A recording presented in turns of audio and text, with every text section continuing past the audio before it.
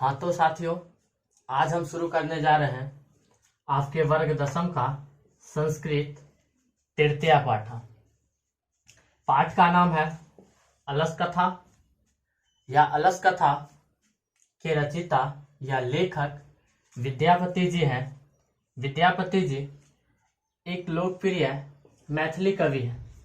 यह जो पाठ है विद्यापति द्वारा रचित कथा ग्रंथ पुरुष परीक्षा का ही एक अंश विशेष है। बात करें, यह पाठ जो है मानव के गुणों का वर्णन करता है और दोषों को दूर करने की शिक्षा देता है। यह जो पाठ है एक व्यंग्यात्मक कथा के रूप में है। आलस जो है एक महान दोष है। इसे सिद्ध करने के लिए ही यह कथा जो है प्रस्तुत किया गया है। नीति शास्त्रों का भी मानना है आलस जो है मानव का महान शत्रु है। कहानी की शुरुआत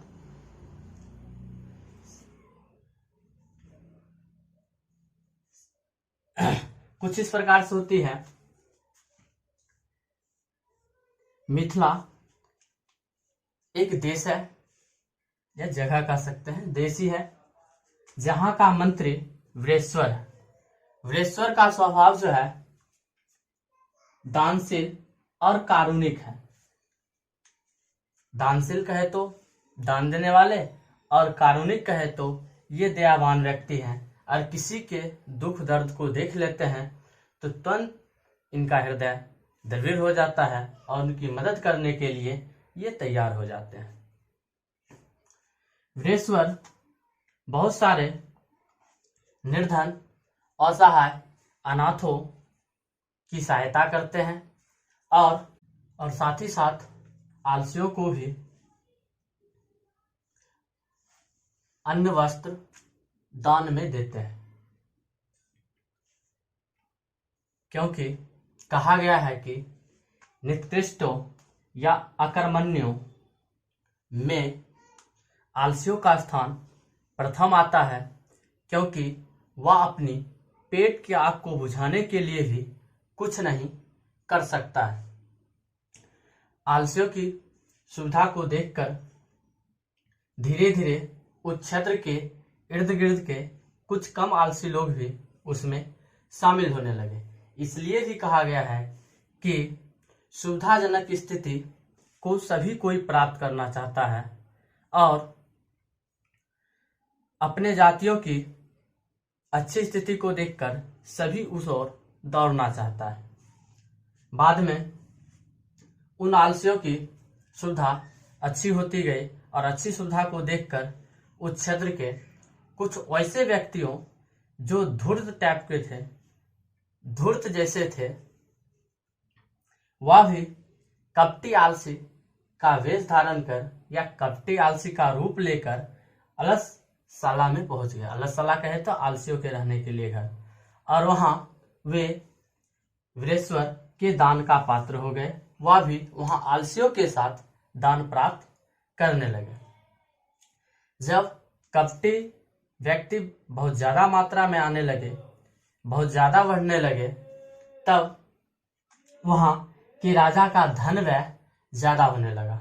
जब धन, पहले द्रव्य चलता था, द्रव्य वही धन होता है, जब द्रव्य का व्यय यानी धन का व्यय ज्यादा होने लगा तो वृषेश्वर और अलसशाला को चलाने वाले व्यवस्थापकों ने आपस में बैठकर विचार करते हैं कि राजा साहब मात्र आलसियों के लिए ही धन देते हैं, लेकिन बहुत ज्यादा व्यय होना हम लोगों के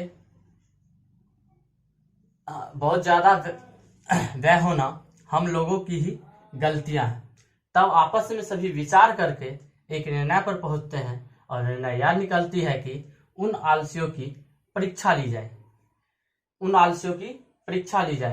आलसियों की परीक्षा लेने की बात आती है तो वृषेश्वर और व्यवस्थापकों के द्वारा आलसियों की अलसशाला यानी आलसियों की कुटिया के चारों ओर आग लगा दी जाती है और हल्ला कर दी जाती है। जब आग लगती है और हल्ला होने लगती है तो इस चीज को देखकर वहां आलसियों की कुटिया में उपस्थित कपटी आलसी सबसे पहले उठकर भाग खड़े होते हैं, भाग जाते हैं। फिर उसके बाद कुछ ऐसे आलसी जो हालात की वजह से बन गए थे वह भी वहां से भाग निकलते हैं और अंततः अलसशाला में मात्र 4 आलसी ही बच जाते हैं। अब ये 4 आलसी बच जाते हैं और चारों आलसी आपस में बात करने लगते हैं, जिसमें पहला आलसी जो है अपने कंबल से सिर को ढके हुए ही कहता है, ये हल्ला कैसा है, ये हल्ला कैसा है। तो दूसरा आलसी कहता है, लगता है यहाँ आग लग गई है। तब तीसरा आलसी कहता है कि यहाँ कोई धार्मिक व्यक्ति नहीं है जो भीगे हुए कंबल या चटाई हमारे ऊपर ओढ़ा दे जिससे हम सुरक्षित बच जाएं और आराम से सोते रहें। फिर इन सबों की बात को सुनकर चौथा आलसी कहता है, अरे बचा लो, तुम लोग कितनी बात करते हो, चुप क्यों नहीं रहते हो। और चारों आपस में इसी तरह बात करने लगते हैं।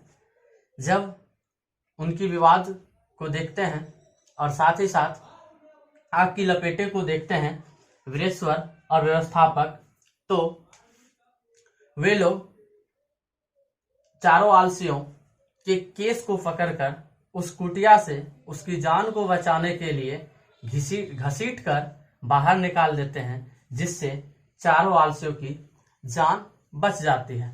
और तब राजपुरुषों के द्वारा कहे तो या वहां के वीरेश्वर और व्यवस्थापकों के द्वारा एक साथ पढ़ा जाता है, पतिरेव गति स्त्री नाम बालका नाम जननी गति न आलसा नाम गति काची लोके कारुणिक बिना।